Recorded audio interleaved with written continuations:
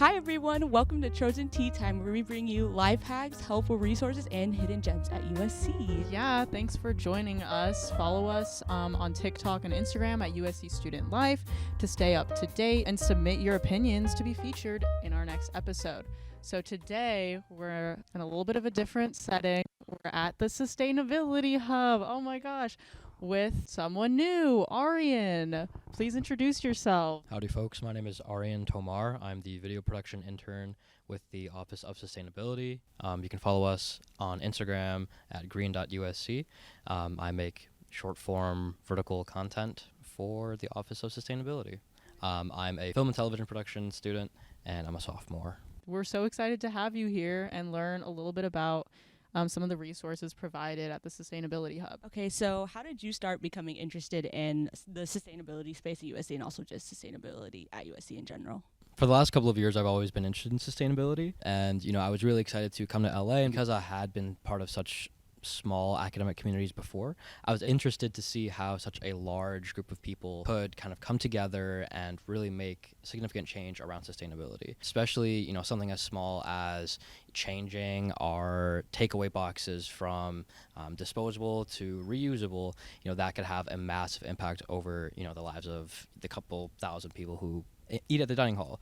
So I was just really excited to see kind of like how a larger institution approaches sustainability. And I've been really pleased with what I've found so far at USC. Awesome. And kind of going off of that topic, what are some resources that you can touch on that USC offers to students to help them stay sustainable? I think the biggest resource we have is our student sustainability training. That really takes you kind of through everything USC is committing to as an institution through Assignment Earth and our various other initiatives on campus to be more sustainable. So taking that sustainability training, it's like a 30-minute process, and it'll really introduce you to everything that we do to be more sustainable. Other things you can do is stop by in the Sustainability Hub.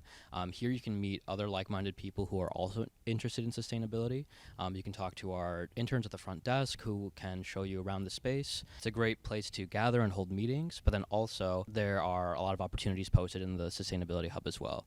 Like over there we have some flyers talking about sustainability-related courses you can take. Over there we have the events board. Generally just like a really awesome place to kind of connect and to get to know the larger sustainability community here. I think beyond that, ideally, wherever you're looking, there's going to be a multi-stream waste bin.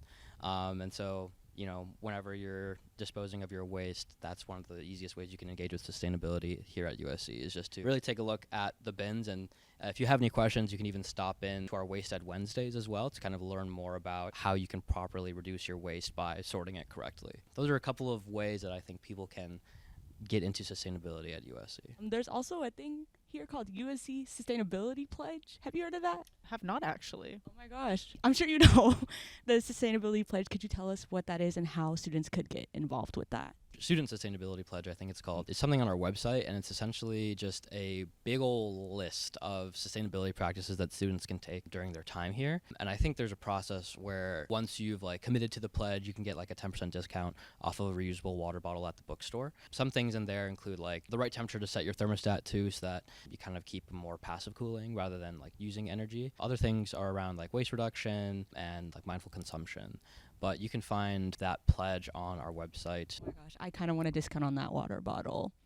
I need a new water bottle, We will be taking the pledge later today. And thanks so much for touching on that. And also just for reference, the Sustainability Hub is in the Student Union 101. It's a really great space. We'll insert some clips. Lastly, just to finish off with the questions, do you have any underrated or little secret tips that you have for students to stay sustainable that you want to highlight? I think generally all things sustainability tend to be underrated. I feel especially in Los Angeles, we live such fast-paced lives where it's kind of a second thought to think about sustainability. So I would say my underrated sustainability tip is just to start thinking about sustainability. But I think specific things around USC might be, looking at how each individual school approaches sustainability differently. And it's been really interesting to kind of see how Roski approaches sustainability. I went to one of their Make Mend events where they're kind of repurposing old clothing into textiles that can be used to make anything new. And then, for for example, over in Dorrance Life and the Wrigley Institute, they're holding guest lectures. I think the Delta Murphy lectures just happened recently. But over at SCA, we have, I think, this green film code. There are certain guidelines that we can follow to get the green film seal, particularly around plastic waste and disposable serviceware on set. So those are just some interesting things that I think people don't typically know about. I think we do a pretty good job of advertising our university-wide initiatives, but regardless of which school you're actually going to here, there are school-specific sustainability practices that I think students might not know about. Oh my gosh, the cinema one I'm very interested in as a cinema student, because I don't think we've ever talked about using specific resources to be green, I guess. So that would be good to know. Yeah, absolutely. Thanks for touching on that. Super cool. Now we're gonna transition into some fun little activities that Arian has helped us prepare. We're here now with 2 new members of the Student Life team. Please introduce yourselves. Hi, I'm Alyssa. I'm a senior studying design over at Roski. I'm Sarah. I'm a freshman studying communications at Annenberg. Awesome. Now I'll hand it over to Arian to explain our little game. So today we're going to use the principles of refuse, reduce, reuse, repair, recycle, and rot to consider how we might lower the impact of our consumption in a couple of just everyday life scenarios. Our first scenario is how much you reduce the impact of your consumption when you go out for your favorite coffee. Ooh, I think so for this one, it could be something as simple as just bringing your own mug or your own tumbler to reduce having to take one from the cafe. For our next scenario, how might you reduce the impact of your consumption when preparing for a party with your friends? So when you're at a party, I think you don't have to keep getting new cups. You could just hold your own cup. And if it's a dinner or a potluck style, everyone should just bring a few servings so that we don't have massive food waste, and calculate exactly how much food that you need. And for the next question, how might you reduce the impact of your consumption when you head downtown to LA to eat out? So I actually do have the U-Pass, and I use it very often to go to downtown. So I would say definitely using the U-Pass, or even just carpooling with friends so that you don't waste gas. The next one, I'm going to ask it to you. A new phone is released and your current model is feeling noticeably slower. How would you save your consumption? E-waste is something that I'm super passionate about, and I've actually done this process. And so essentially the biggest thing that you want to do is to kind of look into how your carrier or the actual cell phone manufacturer might be able to recycle your older model. I think most companies are doing this. I know Apple is doing a pretty good job of it in particular. And so just making sure that you are taking advantage of those recycling opportunities, particularly because you can't just throw your old cell phone into general curbside recycling. There are specific components in there that can leach and degrade, and there are also components that, the gold in particular, that can be recycled into new devices as well. So that's definitely something that people should explore kind of before they go out and get their new phone. So try to recycle and look into kind of buyback programs as well, because some carriers might want to offer them as used or refurbished devices, which can give a new life to your device just for someone else within their price point and within their performance level that they're looking for. Our last scenario is how would you reduce the impact of your consumption when you rip the sleeve on your favorite jacket? I love this question because it gives you an opportunity to be super creative and fun and crafty. Instead of going out and buying a new sweater, you can sew a patch on, do some embroidery. That's really popular on TikTok right now. There's a lot of tutorials, and just give new life to your sweater. Make it even cooler than it already was. Thank you, everyone, for playing. I really learned a lot from all of the different answers you gave to reduce the impact of your consumption in these various scenarios. And I just want folks watching to know that in anything you do, there are ways that you can still kind of live your life and enjoy being a college student while still incorporating sustainability. And it's as simple as, bringing your own mug to go get coffee or carpooling. There are a lot of ways that you can engage in sustainability in your everyday life and still do the things you want. And so I'm just super glad that we all got to play this game.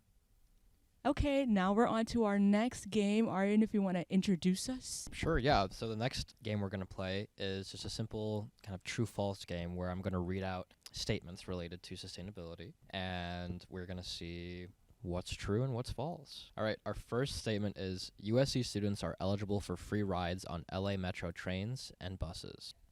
All right, let's see those answers.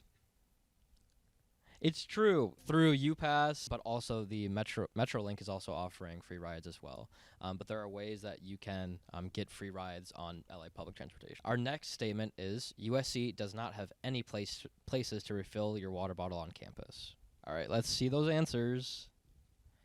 False. Did you know that there are over 200 water bottle refill stations across the USC campus? And we actually have an interactive map on our website as well that will show you where they all are. So that's awesome, and that's something I use quite frequently. Our next statement is you can put your used napkin in the compost bin. All right, let's see the answers. Okay, interesting. Does anyone want to try to justify their answer? You don't want to put it in there, right? I feel like it's different for like cups and stuff. Is it because some cups have that plastic lining on the inside, so it's not compostable? Yes. So I'm gonna clear things up. You can put used napkins in the compost, and it is because the food is also compostable. But the reason why it's different for cups, for example, is because the recycling process is different than the composting process. So typically, you want your whatever you're recycling to be as clean as possible, and so if there's food on it still, it's going to be harder to recycle. Awesome. So our next statement is there is no central place for you to find more information about sustainability at USC. I'll give you all a moment to think about this one. False. Where are we right now? Sustainability Hub. The Sustainability Hub is an awesome resource to be able to come and learn about all things sustainability on campus. We're in the Student Union building, room 101, so come by, please. True or false? You can get free skateboards from DPS. All right, let's see our answers. This is an interesting one because while you cannot get them directly from DPS, there are times where DPS will give us some of their lost and found stuff. And so occasionally at Free Cycle, we may have skateboards. Recently we did an AirPods giveaway. That was huge. Otherwise, sunglasses and other just lost and found things that DPS has. What we kind of go through it and clean things up, refurbish them in our own way. So stay up to date on green.usc on Instagram to be aware of our next Free Cycle drop. You could get a new to you skateboard through Free Cycle. And our last true false statement is USC plans to be climate neutral by 2045. All right, let's see them. It's true. Yay!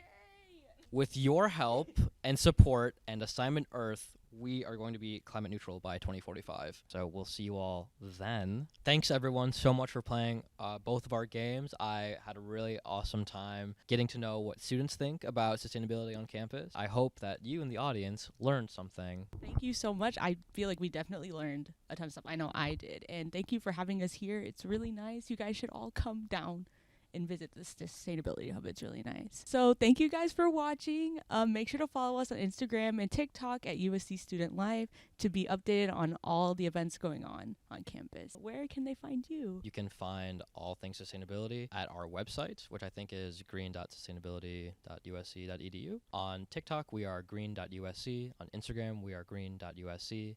And I think on YouTube, if you are one of our very dedicated shorts watchers, you can just look us up at USC Office of Sustainability, and you'll find all of our content there. Thank you for having me as a guest. Thanks for watching.